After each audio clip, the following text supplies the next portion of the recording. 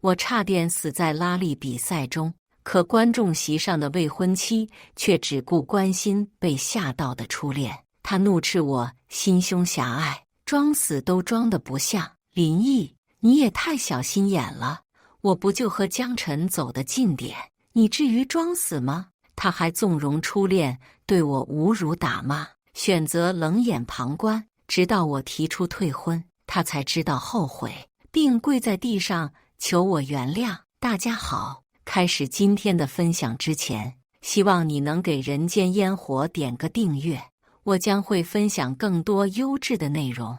砰的一声巨响后，拉力车不断翻滚，很快就撞到了悬崖边的护栏上，被迫停了下来。在车内，我感觉整个世界都安静了，五脏六腑都仿佛移位般的剧痛，像是凶猛的浪潮，将我的身体不停地揉捏拍碎。随着拉力车升起阵阵白烟，周围的人群开始惊慌失措，全场沸腾。车队经理、急救人员、队友全都向我冲了过来，我头不着地，整个人倒在血泊中，眼睛却是越过他们，看向未婚妻的方向。他是医院急诊科的医生，之前就不同意我参加这种危险的拉力比赛。这次决赛，我好说歹说才让他同意观看，却没想到发生了这种严重的事故。我想告诉他我没事，想让他放心，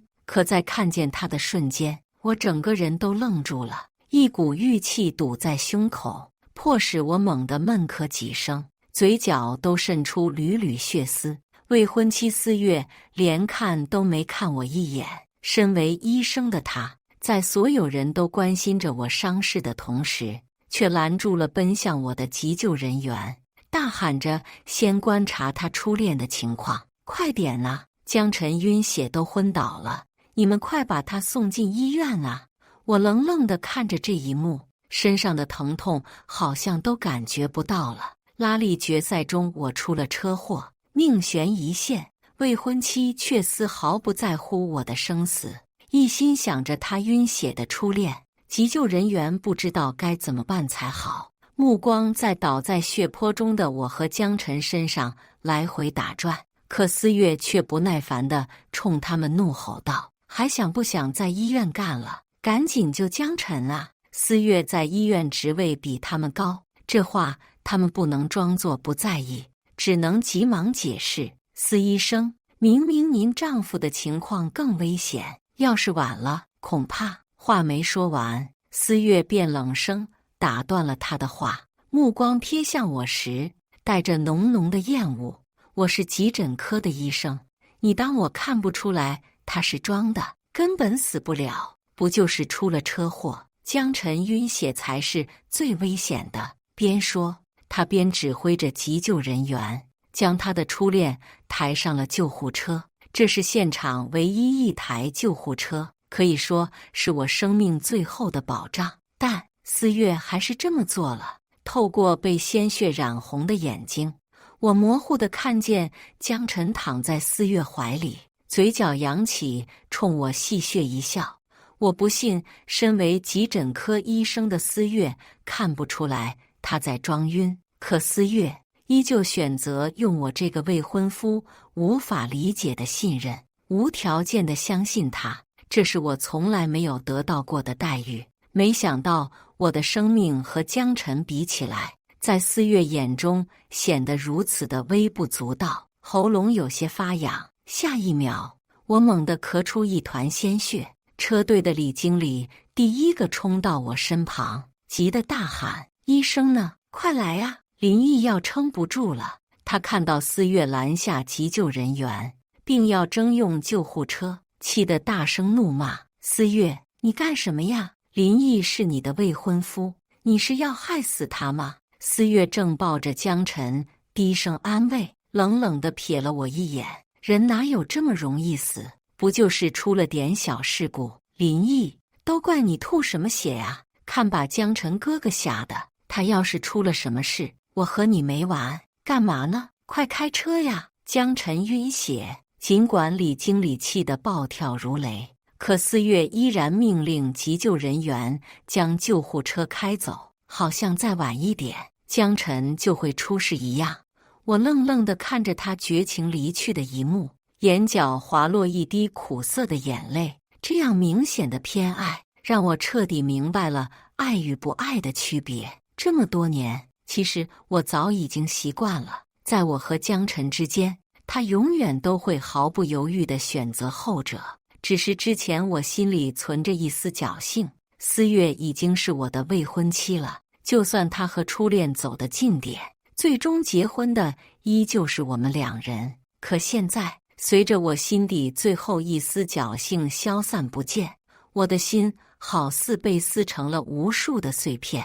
我不知道这次如果我真的死了，他会不会有一丝后悔和不舍。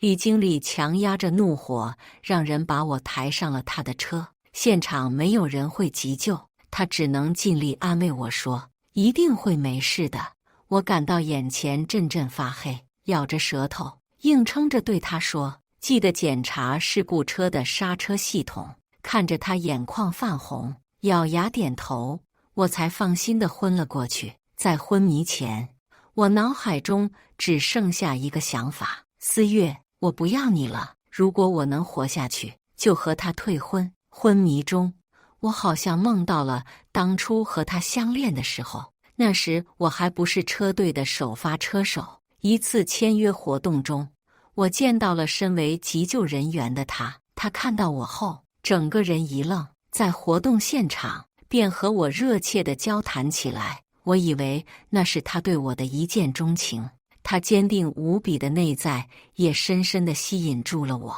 很快，我们便相恋在了一起。可不知道是不是上天对我不满，没多久，4月便查出了急性肾衰竭。我深爱着他，更是明白他的坚韧和从不接受施舍的态度，所以便悄悄做了肾源匹配，匿名为他捐了颗肾，只为我们能长久地待在一起。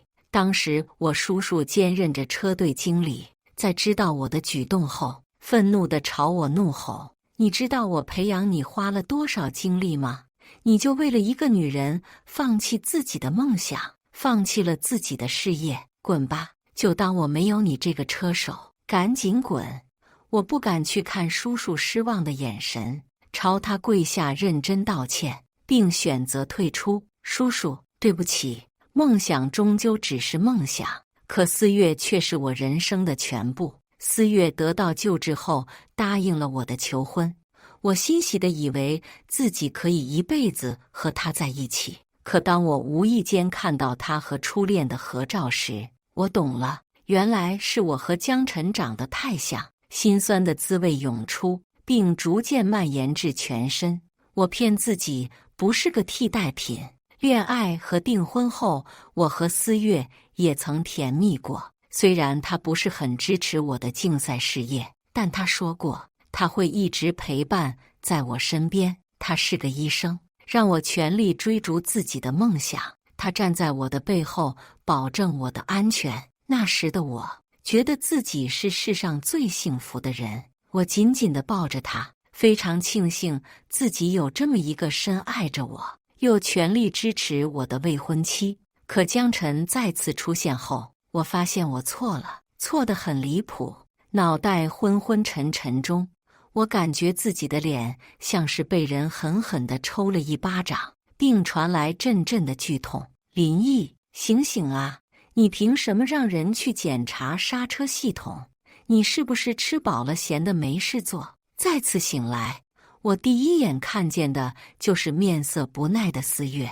即使我已经下定决心要放弃他，可再见时，我的心还是习惯性的为他跳动起来。这时，4月突然冷笑一声，我就说：“你是装的，这不是醒了吗？快告诉你们车队经理，不要再让他查下去了。”察觉到脸上的刺痛，我忍不住苦笑起来。梦终究只是梦罢了，我竟然还心存侥幸。为什么不查？还是说，你知道那辆车的刹车系统有问题？与之前对4月言听计从时不同，此刻的我面容冷漠，已经不想再讨好他了。主治医生闻声赶来，颇为惋惜地说：“我大腿内部有很多残片，以后可能再也不能去拉力比赛了。也就是说，我废了，这辈子只能当个普通人，拉力赛再也和我无缘。”思月脸上没有丝毫的关心，他大概也没想到我会如此冷漠，满脸不屑道：“我哪里知道刹车有什么问题？我看是你有问题，技术不行就怪车，你还真会甩锅。行了，这件事到此为止，我不会嫌弃你的。赶紧让经理停下。”我突然感到有些疑惑，思月从不关心我比赛的事，怎么这次对调查刹车这么上心，还要阻止我？难道这是真的和他有关？回忆起比赛开始前，他突然说江晨对我的拉力车很感兴趣，要带他去看看。我心里渐渐有了猜测。在比赛时，前半段路程我没察觉到什么异常，但到了冲刺阶段，尤其是越过终点急速刹停时，我明显感觉到了刹车上传来的异动，这才造成了这次车祸。一定是江晨在我车上动了什么手脚。就在这时，我放在桌上的手机响了，是李经理打来的。林毅，我看过停车场的监控了，就是江晨那小子动了你的刹车。果然，我咬紧牙关，果然是江晨。他不仅毁了我，更是毁了我的梦想。我提到嗓子眼的心瞬间沉了下去，看都没看思月一眼，直接说道：“报警吧，我想 JC 会给我一个公道的。”我已经不敢再奢求思月的爱了，因为在他心里，江晨永远是最重要的。可他一听说我要报警，直接冲着手机怒喊起来：“不行！”接着转头便开始厉声对我进行呵斥：“不能报警，不就是一次小事故吗？你要是报了警，江晨的前途可就毁了。”林毅，我都说不嫌弃你了，你竟然还这么恶毒，非要毁了江晨才甘心是吗？他没有丝毫的震惊或疑惑，只是一心的在为江晨说话。可见刹车的事他也是知道的。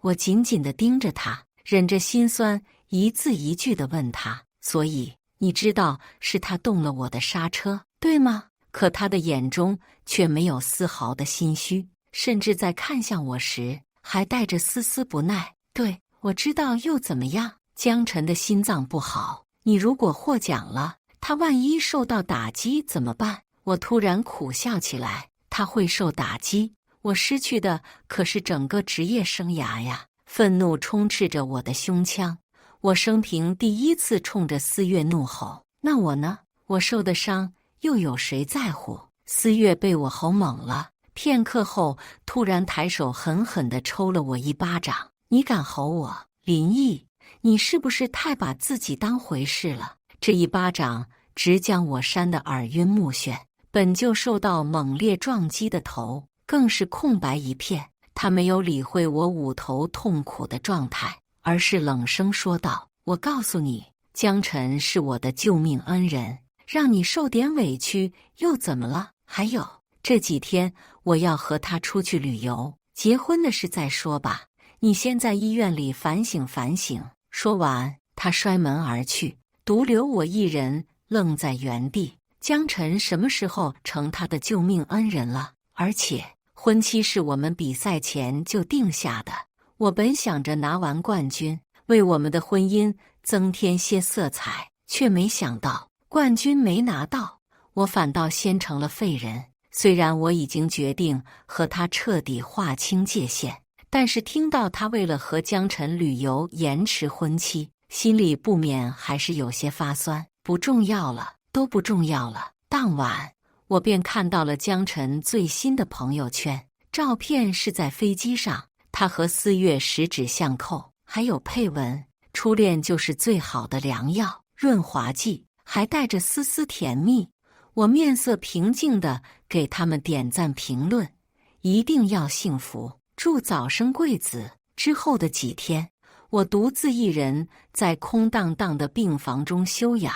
本想等4月回来后就把婚给退了，只是没想到江晨先来了。林毅，身体怎么样？你都不知道我有多担心你，不知道是不是故意的。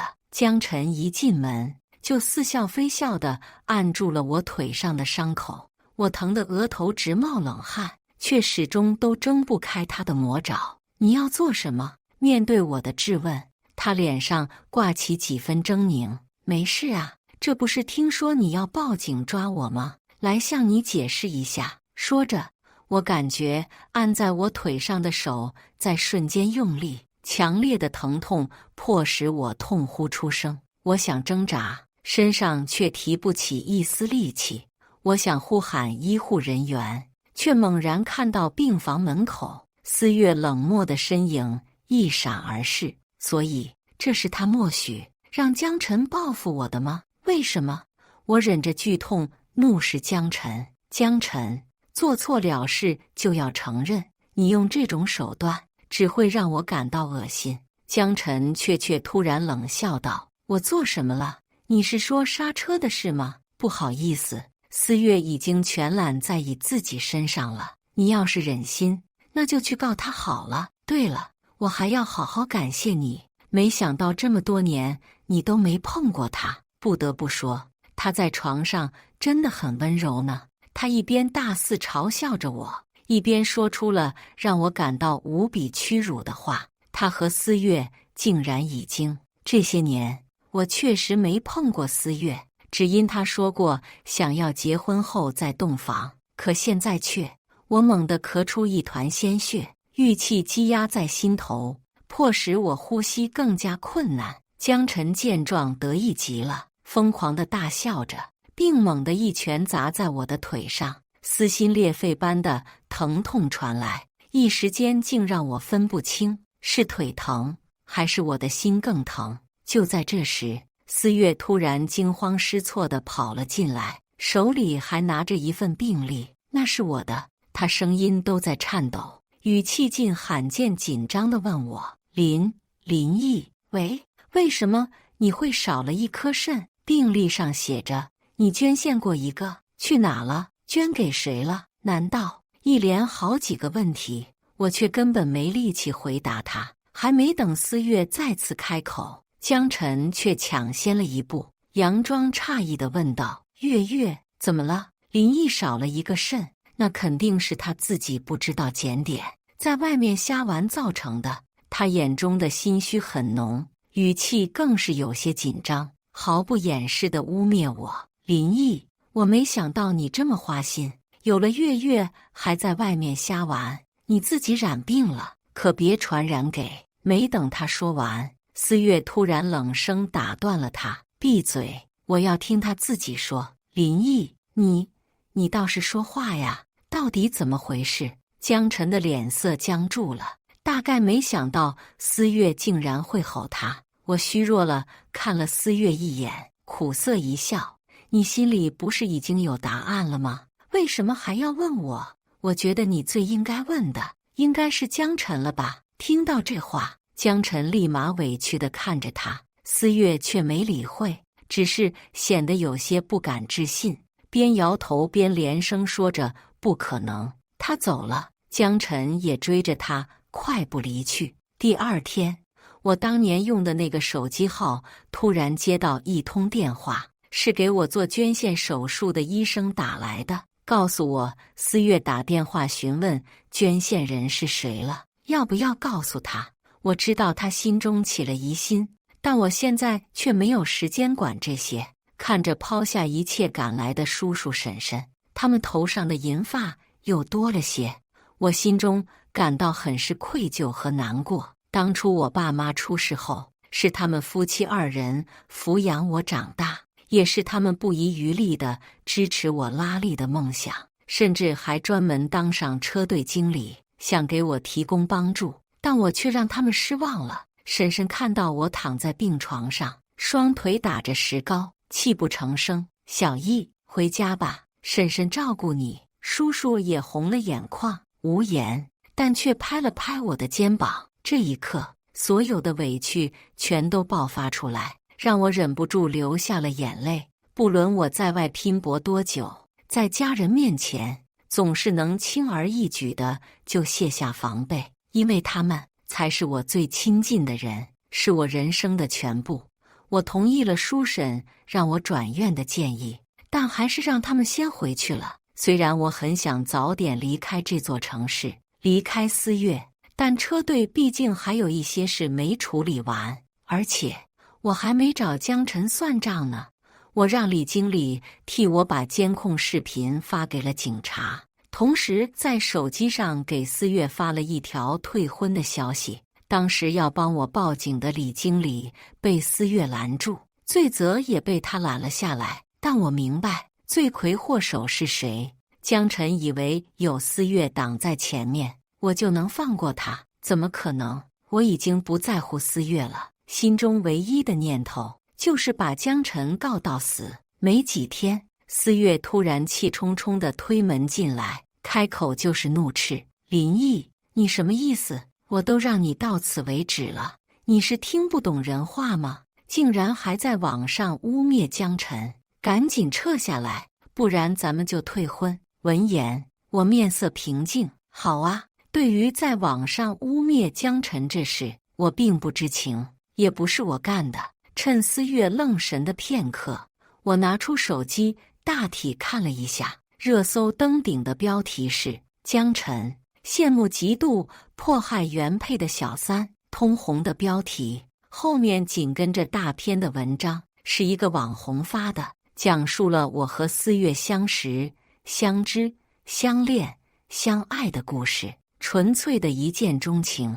在这个快餐的年代，就是一股清流，让网友磕得意犹未尽。但不知为何，我只在上面看到了少许的正面评论，后面却全都是为江晨发声，怒斥我是拆散他和思悦正缘的罪魁祸首，太不要脸了！人家都为初恋捐出了一颗肾，他什么都没做，直接挖了江晨的墙角，还什么一见钟情、再见倾心，屁话！初恋才最纯洁。林毅就是个人渣，祝愿他生孩子没屁眼，因为他做的孽堵住了，就连我们车队的账号都被扒了出来，上面全都是一些恶意恐吓的话。看了这些，我立马明白了怎么回事。江晨看样是想演出苦肉计，还让他成功了。此时思悦回过神，满面不耐又愤怒地斥责我：“林毅，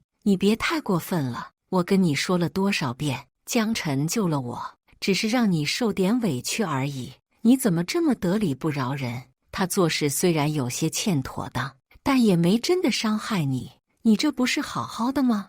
而且我正在升主任医师的关键时候，你能不能别给我添乱？”我看着他，心中忍不住叹了口气，因为他当年我捐出了一个肾，甚至还和叔叔闹翻，被逐出了车队，可他依然只想着江晨，不相信我。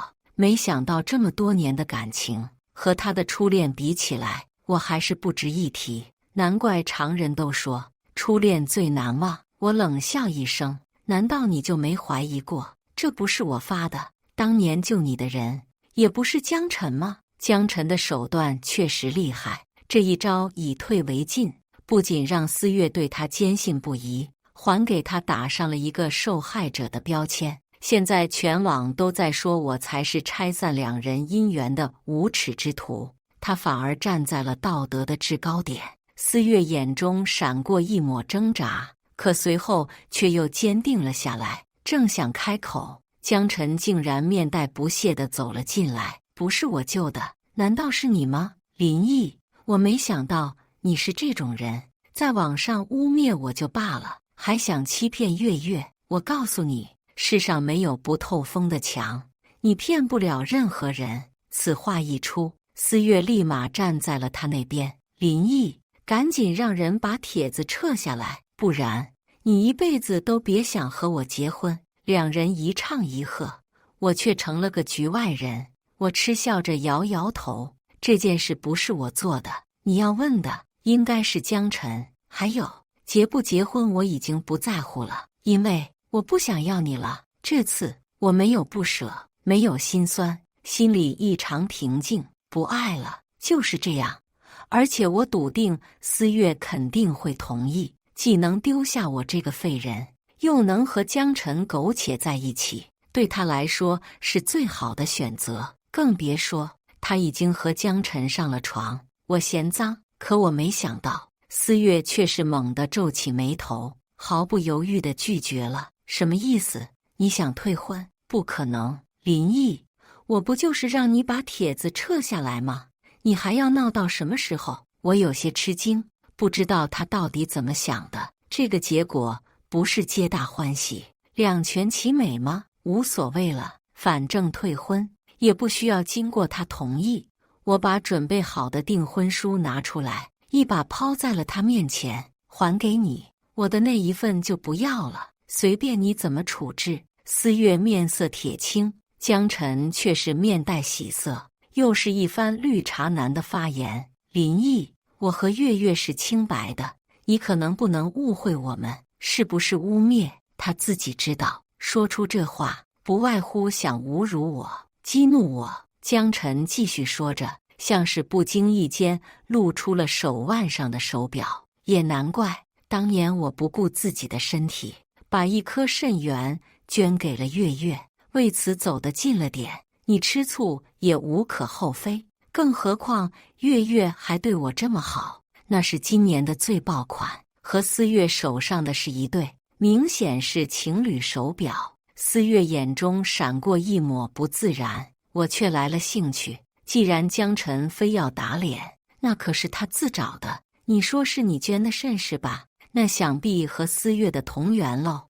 你和他还真是天生一对。江晨深情地看着思月，立马斩钉截铁地回答道：那当然。此刻他大概感觉自己很有男子气概，一副飘飘然的样子。我的笑容更大了。他一个对医学一窍不通的人，根本不知道我在诈他。那既然这样，思月，你带他去检查一下吧，相比他应该也不会拒绝，毕竟那可是你的救命恩人，科学的确认一下还是有必要的。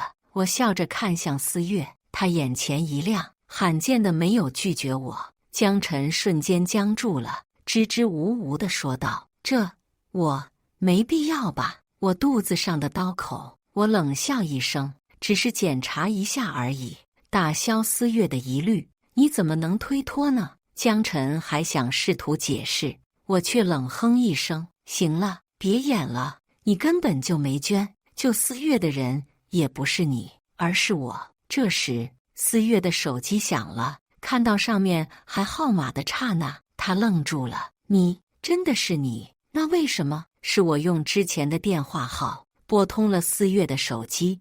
他猛地转头看向江晨，目光中带着浓浓的愤恨。江晨被他盯得脸色发白，额头上都冒出细密的冷汗，连忙慌张地想跟他解释：月月，我不是故意装成捐献人的，我只是不想失去你，我太爱你了。思月反手就是一巴掌，紧接又是一脚把他踹倒在地。你竟然敢骗我！我一直把你当救命恩人，甚至不惜伤害林毅。你就是这样对我的是吗？去死吧，赶紧去死！我不想再看见你。江晨被一阵拳打脚踢，弄得满脸是血。很快他就忍不住了，猛地挥手推开思月，目露凶狠：臭婊子，我就骗你了，又怎么样？是你太傻。还有，我们已经上床了，林毅不会再要你了，还不乖乖过来给我道歉？闻言，思月面露惊慌，他喊来护士和保安，把江晨赶出去后，立马慌张地跑到我床前。林毅，对不起，我都是被他蒙骗了，信他这样的小人，我求求你原谅我吧。我发誓，我和他真的没发生关系，是他信口雌黄。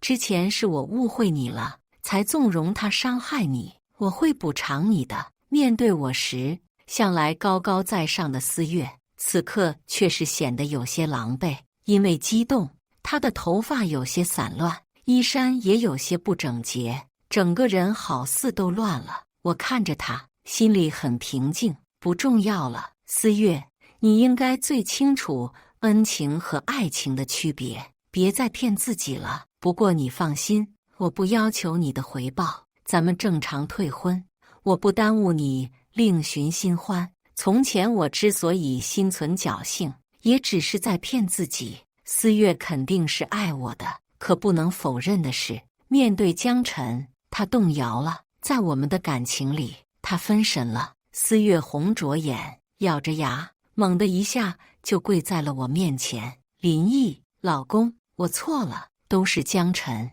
都是他害的你。你放心，你受过的苦，我一定让他偿还回来。求求你原谅我好不好？直到今天，我才发现我爱的一直是你，我真的不能离开你。我默默地摇了摇头，不好意思，我们结束了。冷漠绝情的话断了思月还想解释求原谅的想法。他失魂落魄地走出了病房。3天后，江晨以故意伤害甚至谋杀未遂的罪名被逮捕入狱，不知道是不是赎罪。思月当庭作证，彻底绝了江晨想要上诉的念头。随后，他还每天都亲自做饭给我，小米粥、母鸡汤，天天不重样。